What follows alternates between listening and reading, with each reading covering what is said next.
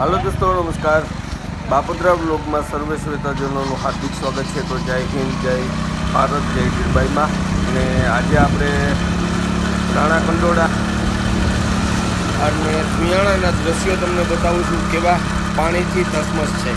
તો દોસ્તો આ દ્રશ્ય હું તમને બતાવું છું રાણા કંડોળાના છે અને સુયાણા ઘોડદર જતો રસ્તો પાણીની અંદર ગરકાવ છે અત્યારે।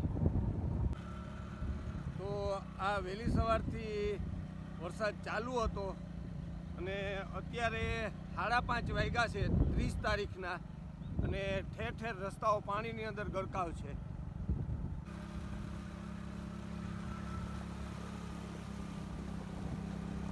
અતિ ભારે પાણી। તો આ છે મગફળીના પાક ટોટલી અત્યારે પાણીની અંદર ગરકાવ છે। ઠુયાણાની સીમ અને ટીંબા વિસ્તાર કહેવાય છે આ, જ્યાં આવડાઈ માતાજીનું મંદિર છે તેની બાજુનો વિસ્તાર છે।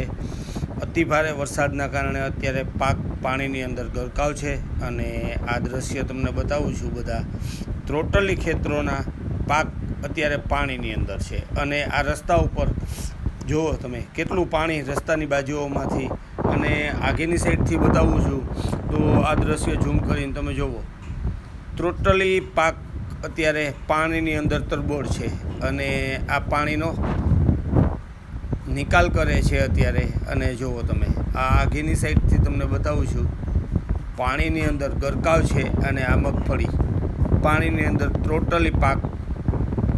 આ હાલત અત્યારે વરસાદની કારણે જુઓ તમે નાળા છલકાઈ ઉઠ્યા છે, નદી નાળા છલકાઈ ઉઠ્યા છે અને અતિ ભારે વરસાદ।